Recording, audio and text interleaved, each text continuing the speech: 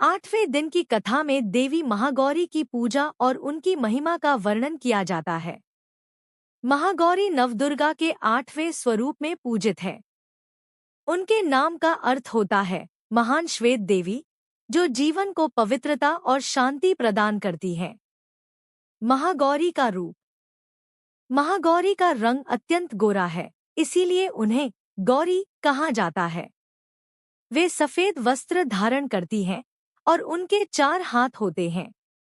उनके एक हाथ में त्रिशूल और दूसरे में डमरू होता है। उनके अन्य 2 हाथ अभय मुद्रा और वरद मुद्रा में होते हैं। वे सफेद वृषभ बैल पर सवार होती हैं। कथा। पौराणिक कथाओं के अनुसार माता पार्वती ने भगवान शिव को पति रूप में पाने के लिए कठोर तपस्या की थी। कई हजार वर्षों तक उन्होंने घोर तपस्या की, जिसके कारण उनका शरीर काला पड़ गया था। उनकी इस तपस्या से प्रसन्न होकर भगवान शिव ने उन्हें पत्नी रूप में स्वीकार किया। शिवजी के आशीर्वाद से उनका रंग अत्यंत गोरा हो गया और उन्हें महागौरी कहा गया। महिमा। महागौरी की पूजा करने से भक्तों के सभी पाप धुल जाते हैं और वे शुद्ध एवं पवित्र हो जाते हैं। उन्हें सौभाग्य, समृद्धि और सुख शांति का आशीर्वाद प्राप्त होता है। माता महागौरी का ध्यान और पूजन करने से जीवन में शांति और संतुलन आता है। पूजा विधि। 1. महागौरी की पूजा के लिए सबसे पहले उनके चित्र या प्रतिमा को स्थापित करें। 2. शुद्ध जल से स्नान कराएं और सफेद वस्त्र अर्पित करें। 3. धूप, दीप और नैवेद्य, फल, मिठाई अर्पित करें। 4. सफेद फूल, विशेष रूप से चंपा या चमेली, उन्हें बहुत प्रिय होते हैं। 5. महागौरी का ध्यान करते हुए देवी महागौर्य नमः मंत्र का जाप करें। 6. कथा सुनने के बाद आरती करें और प्रसाद बांटें। आशीर्वाद। महागौरी की कृपा से सभी मनोकामनाएं पूर्ण होती है।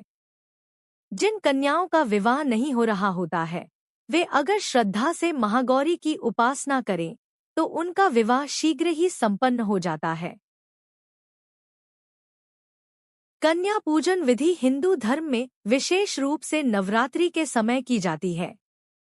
यह पूजा 9 कन्याओं की पूजा करके दुर्गा माँ के 9 रूपों की आराधना करने का एक पवित्र तरीका है। यहाँ विस्तृत विधि दी गई है।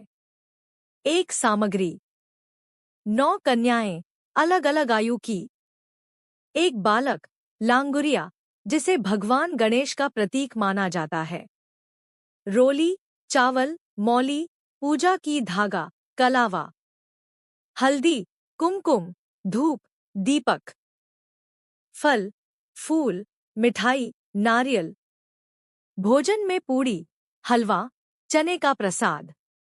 2. पूजा स्थल की तैयारी। एक साफ स्थान पर पूजा का मंडप तैयार करें। माँ दुर्गा की मूर्ति या चित्र स्थापित करें। कन्याओं के बैठने के लिए साफ आसन, कुशन या चटाई रखें। 3. कन्याओं का स्वागत। कन्याओं को आदरपूर्वक आमंत्रित करें। उनके चरण धोएं, पानी में हल्दी, फूल डाल सकते हैं। एक एक करके उनके पैरों पर रोली, हल्दी और चावल अर्पित करें। उनके माथे पर टीका लगाएं और मौली बांधें। 4. आरती और पूजा।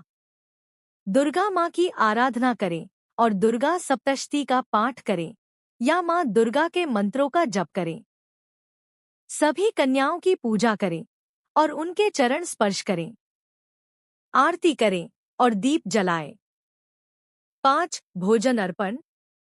कन्याओं को सजीव देवियों का रूप मानते हुए उन्हें प्रसाद, पूड़ी, हलवा, चने अर्पित करें। साथ ही उन्हें मिठाई और फल भी दें। 6. दक्षिणा और आशीर्वाद। कन्याओं को दक्षिणा, वस्त्र या अन्य उपहार दें। अंत में कन्याओं से आशीर्वाद लें और उन्हें विदा करें। यह पूरी विधि श्रद्धा और भक्ति से करें। इसे नवरात्रि के अष्टमी या नवमी के दिन विशेष रूप से किया जाता है।